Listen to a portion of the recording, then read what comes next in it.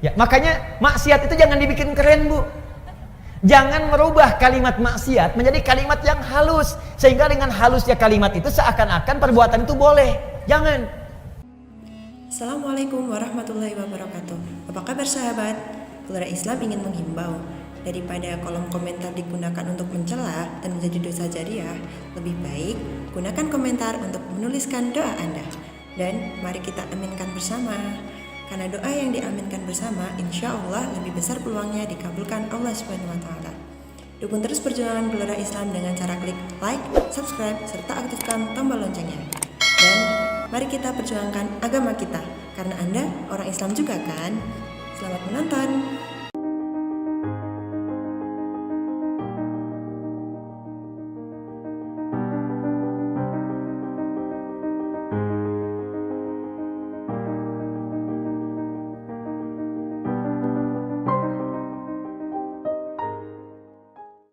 Semua bacaan solat, kalimat solat dalam Al-Quran yang bermakna ibadah, dari mulai takbir sampai dengan salam, seluruhnya menggunakan alif lam. Kalimat solat pertama Al-Baqarah ayat 3, alladzina yu'minuna bil ghaib wa yuqimunas shalah. Al-Baqarah 43, wa aqimus shalah. 45, wasta'inu bis sabri was shalah. 153, ya ayyuhalladzina amanu ista'inu bis sabri was shalah. 238, hafizu 'alas shalawat. Quran surah ke-11 misalnya ayat 114, aqimis sholata tarafail lail. Quran surah ke-17 ayat ke misalnya 78, aqimis sholata liduluki syamsi. Selalu pakai alif lam. Itu artinya kalau kita sholat mesti benar. Nah, kalau sholatnya benar, apa dampaknya dari situ? Akhlak. Tanha 'anil fahsya'i wal munkar. Maaf, semua orang baik itu sumber kebaikannya terbebas dari dua ini. Mohon izin Bu ya, kalau ibu anaknya, cucunya, atau kita sendiri ingin baik, rumusnya gampang. Bebaskan dari dua sumber ini. Tidak ada yang ketiga. Di keburukan itu cuma dua. Kalau bukan fahsya, pasti munkar. Kalau bukan fahsya, pasti munkar. Apa itu fahsya? Keji. Apa itu keji? Fahsya. Fahsya, keburukan yang bersumber dari syahwat. Pornografi, porno aksi, LGBT, yang jorok-jorok, yang kotor itu fahsya. Awas, hati-hati. Saya ulang ya. Pornografi, porno aksi, LGBT, homo, lesbi, transgender, sejenisnya itu fahsya namanya. Jadi mustahil ada orang sholat berbuat fahsya, mustahil. Makanya ketika seseorang sholatnya benar, itu pasti akan memberikan perisai pada dirinya dari perbuatan fahsya. Nih Bu ya, gak usah jauh-jauh. Kalau sholat kita benar, ibu lihat gambar di handphone, buka misalnya, ya. Begitu ingin lihat berita, tiba-tiba ada gambar yang tidak elok. Itu kalau sholat kita benar, dalam hati kita ada yang disebut dengan burhan namanya. Apa namanya? Burhan. Ada Ustadz Yusuf Burhan. Burhan. Laula an ra'a burhana rabbi. Burhan. Burhan itu petunjuk Allah. Saya ulang ya. Burhan itu petunjuk Allah yang muncul dalam hati, yang menjauhkan kita dari maksiat. Petunjuk Allah yang muncul dalam hati, yang menjauhkan kita dari maksiat. Nabi Yusuf pernah diajak berduaan oleh seorang perempuan, istri seorang pembesar, untuk melakukan hubungan yang tidak dibenarkan. Ya, ini dalil tidak dibenarkannya. Awas, perbuatan zina di luar nikah. Hati-hati di surat Yusuf. Ya, walaqad hammat bihi, ya, wa hamma bi laula an ra'a burhana rabbi. Perempuan itu mengajak Yusuf untuk berduaan. Perempuan itu telah memiliki suami. Yusuf belum menikah sama sekali, diajak berduaan. Ini dalil jelas dalam Al-Quran tidak diperbolehkannya hubungan seksual di luar pernikahan. Jadi nggak usah bikin disertasi, capek. Ya, udah satu ayat baca selesai. Ini artinya orangnya jarang baca Quran. Balik ke sini. Ketika kemudian ditampakkan oleh Allah, laula ara'a burhana rabbi. Kalau dia tidak merasakan, melihat burhan, petunjuk di hatinya dari Allah, ini salah, jangan lakukan. Kalau Nabi itu pasti dijaga, maksum. Nabi nggak mungkin berbuat maksiat, dijaga. Kalau kita karena bukan Nabi, Dorongan nafsu itu ada, tapi oleh Allah diberikan pancaran di hatinya supaya mencegah dia berbuat maksiat. Makanya ibu sering dengar suara hati ketika berbuat salah. Kalau nggak percaya begini bu, tes ya, tes. Masih ada nggak nih? Nanti keluar dari sini, ibu coba pakai sendal orang lain. Ngetes, awas, bukan dia lakukan, ngetes. Pakai aja, punya saya, kata Ustadz Adi. Ini cuma cek ya.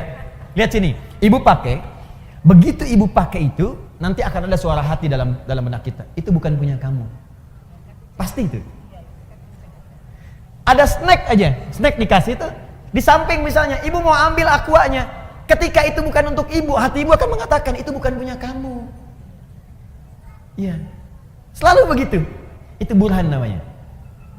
Nah makanya orang-orang yang sholatnya bagus, itu pasti sinyal burhannya kuat bu.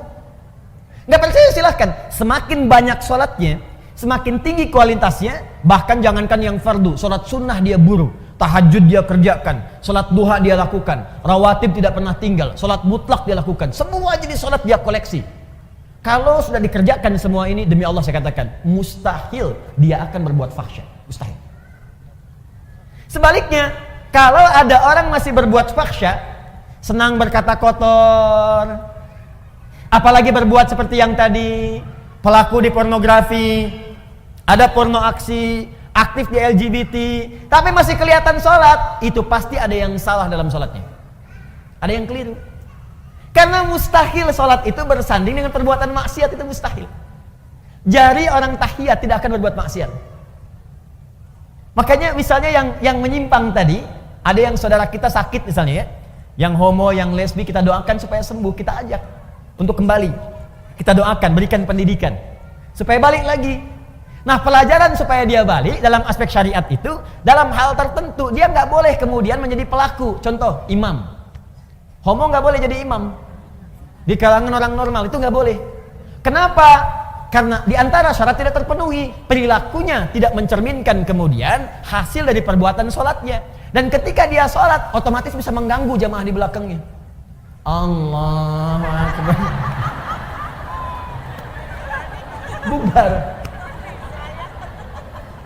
Bubar sholatnya. Jelas ya? Baik, jadi mustahil bu, mustahil ada orang sholat berbuat fahsyah, itu mustahil. Awas. Saya maksud bukan ibu. Kalau pulang ke rumah ada anak, senang lihat tayangan yang tidak bagus, main-main di lingkungan yang tidak baik, maka coba lihat sholatnya. Yakin saya, kalau nggak dia bolong-bolong, pasti nggak maksimal sholatnya. Dua, mungkar perbuatan maksiat yang bersumber dari nafsu perut dan akal. Jadi kebutuhannya kebutuhan perut dan direncanakan oleh akal. Misal mencuri, korupsi, mencela, berselisih, berdusta. Awas, itu mungkar. Mencela itu perbuatan mungkar, makanya ada larangan mencela. Quran surah ke-49 ayat yang ke-11, ya ayyuhalladzina amanu la yashar qaumin qaum, jangan saling mencela. Gibah itu double, perbuatan mungkar dan fahsya. Gibah bu, ya bahasa kerennya gosip. Ya makanya maksiat itu jangan dibikin keren bu. Jangan merubah kalimat maksiat menjadi kalimat yang halus, sehingga dengan halusnya kalimat itu seakan-akan perbuatan itu boleh. Jangan. Ibu katakan aja begitu. Sekarang kan misalnya bu ya, maaf ya, mencuri sekarang kan dimodifikasi kalimatnya. Korupsi, udah aja sebut maling, itu jelas selesai. Kenapa yang ayam disebut maling, yang besar-besar disebut koruptor? Kan jadi kayak keren. Makanya ketika dibawa kemudian oleh petugas, gayanya kayak mau pergi ke hotel, bawa koper, bawa apa, rombongan gitu kan. Udah ada sebut maling, udah selesai. Ya, orang-orang yang menjual diri, laki-lakinya, perempuannya sebut pezina. Ini diperbagus, karena diperbagus seakan-akan jadi boleh. Kupu-kupu malam. Jadi kalimatnya dibikin bagus, karena dibikin bagus itu seakan-akan menjadi boleh. Udah maksiat pun langsung aja dibikin dengan kalimat yang jelas seketika. Kata Allah, la taqrabuz zina, zina. As-sariqu was-sariqatu, maling, pencuri, sebut dengan itu. Sehingga ketika kalimatnya itu keras disebutkan, dia akan jauhi. Bapak kamu maling ya? Bukan, koruptor. Karena dibikin bagus. Ya. Ibu kamu kok keluaran malam-malam? Dia kupu-kupu.